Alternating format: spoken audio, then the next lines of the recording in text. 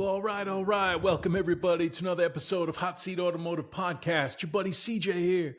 And tonight we're talking about all things automotive industry, cars, all the things that real gearheads love talking about. Real Gearhead Talk. This is the place to be for that real gearhead talk.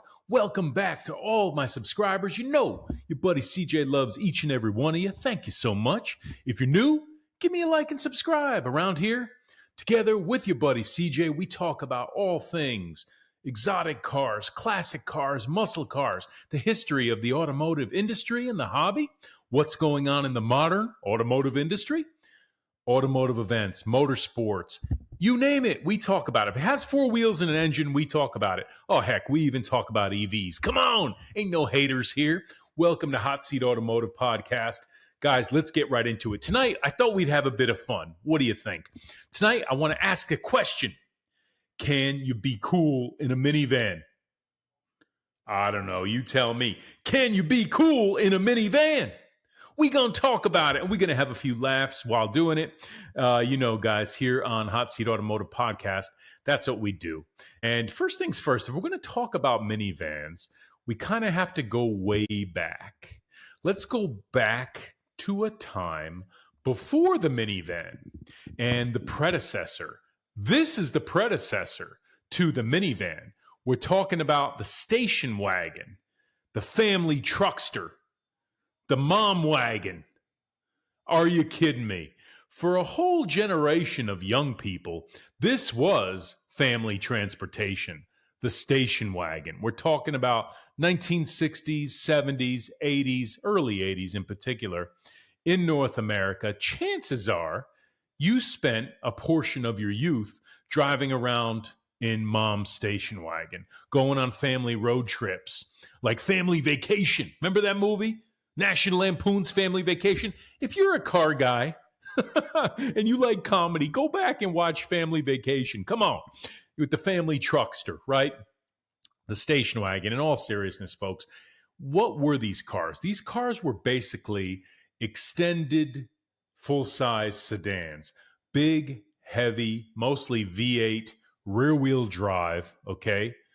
Cars out of Detroit, Oldsmobile, Buick, Chevrolet. Okay, we had the Ford side of the house, the Mercury, so on and so forth, okay? The big station wagons from, particularly, we think about the 1970s and the 80s. This looks like it's probably a Buick LeSabre wagon. Just a quick glance. What I will tell you is these rode like big, long sedans, okay? They were practical in that they were large, had seating, for plenty of folks. However, for example, that third row, we called it the back or the way back in a station wagon, wasn't easy to get into, okay? You either had to open the rear gate, fold the seat up, jump in, or you had to hop over the middle row. We did a lot of that back in the day, but you could load these up with groceries or road trip luggage and that type of thing. But again, it was basically a big, long car. Okay. And useful, but not as practical as a revolutionary design that came out next for families. And what we're talking about here really is the birth of the minivan. So let's keep going, guys. Let's keep going. Because I'll tell you what, the station wagon was it until this thing hit the market. The birth of the minivan. 1984 Dodge Caravan, Chrysler Corporation, Lee Iacocca, so many innovations coming out of the late 70s and early 1980s for Detroit based on Chrysler Corporation. And love it or hate it, the minivan is a big deal in the automotive industry. That was a thing, right? From its introduction, the Dodge Caravan, the Ford Aerostar, and countless others, so it seems, became all the rage for family transportation, middle-class America in the United States in the early to mid-1980s. The minivan. The minivan had its run, I'll tell you. From the early 80s to the early to mid-90s, the minivan was the thing. and we'll talk about what killed the minivan in a few minutes. But listen, Plymouth, I think Plymouth had the Voyager, Dodge had the Caravan.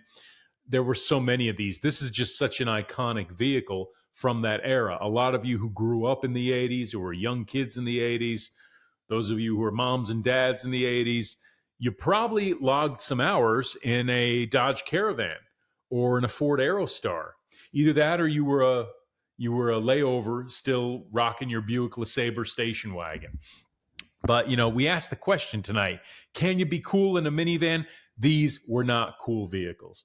First generation minivans were, we're talking 1980s, Detroit, American cars. They weren't exactly known for quality. These were not really luxury vehicles. This was practical, affordable family transportation in the early 80s. Okay, not a lot of bells and whistles in these vehicles, but they were what they were. It's a front wheel drive platform, okay? Sharing a lot of drivetrains and components with many other cars being manufactured, for example, by Chrysler Corporation in that era. Okay, so a very successful platform. I think Chrysler stopped making minivans somewhere around 2020.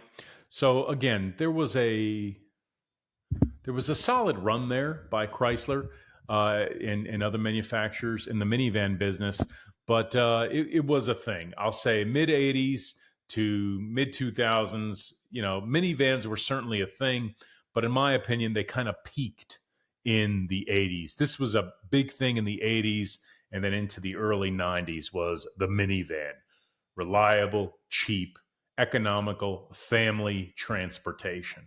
Let's keep going here, guys, because tonight we want to answer the question, can you be cool driving a minivan? And in the 80s, I think clearly the answer was no. There have been serious attempts to make cool minivans, innovative, Euro-styled, sporty, flashy minivans, such as the Pontiac Transport of the 1990s. Look at this thing. Does that look high-tech? This thing looks like a transporter that used to take Captain Kirk and the crew of the Starship Enterprise from the spaceport to the Enterprise. Or maybe Luke Skywalker and Han Solo with R2-D2 were being transported by a Pontiac Transport in outer space. Come on, guys. We got to have fun. The question has to be asked, was the Pontiac Transport of the 1990s a cool minivan? The answer is no, absolutely not. And that's the only right answer, by the way. Now, in hindsight, are these things rad cool? Like if you see one of these now, say, wow, look at that thing. That's kind of cool. But would you really want to be cruising in one of these with your buddies on a Friday or Saturday night in the early 90s? The answer is no. Now, would I like to cruise around in one of these on the weekend now? Yes. But back then, nobody wanted to. So again, I do think there's a retro cool element to certain vehicles like this with sort of that 80s, not early 90s futuristic rad type vibe. But listen, these were not great vehicles either. And only for the resurgence of rad and rad cool from the 80s and 90s, I think does something like the Transport even have a second life. Pontiac Aztec, grandfather here, maybe? Is that what this Transport is? Is this the grandfather to the Pontiac Aztec? Leave me comments if you agree or disagree. Guys, let's keep going because tonight's just kind of a fun, wacky episode because we're kind of a fun, wacky bunch, aren't we? We like to have fun around here, guys.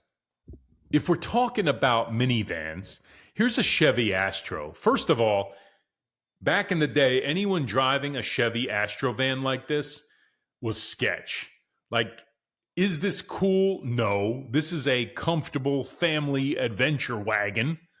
You know, if your dad or your uncle had one of these for road trips, that was kind of cool in terms of just practicality and maybe a little bit of luxury over a base minivan. But still, listen, not a fun vehicle to drive by any stretch, not a sporty vehicle. This is a practical utility road trip vehicle, perhaps, with a lot of cargo room and storage space and plenty of seating.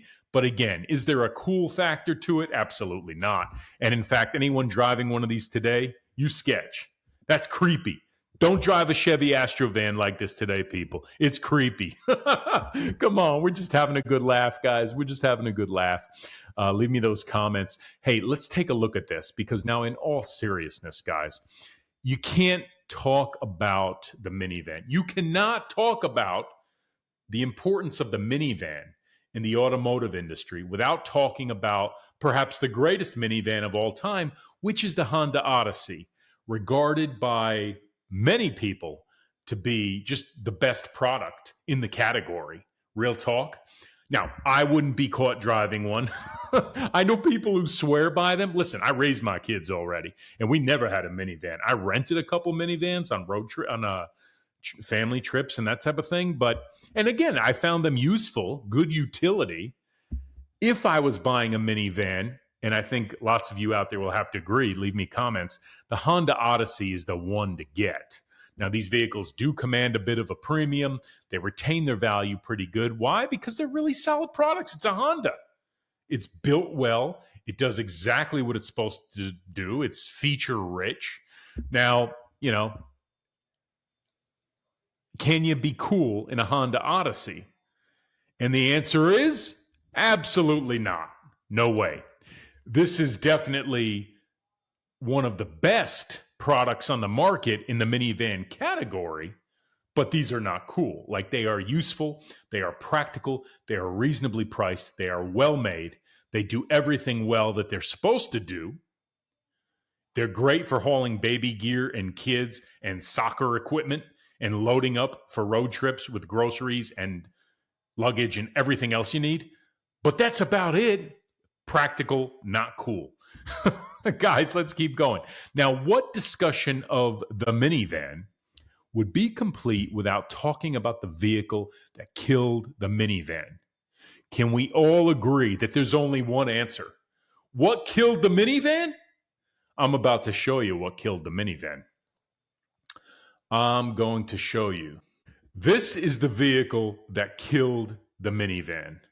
1991 Ford Explorer.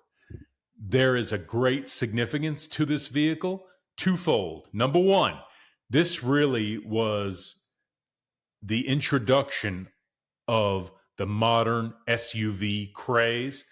Really was driven. The modern SUV craze was really driven by the Ford Explorer. Hit the streets in 1991.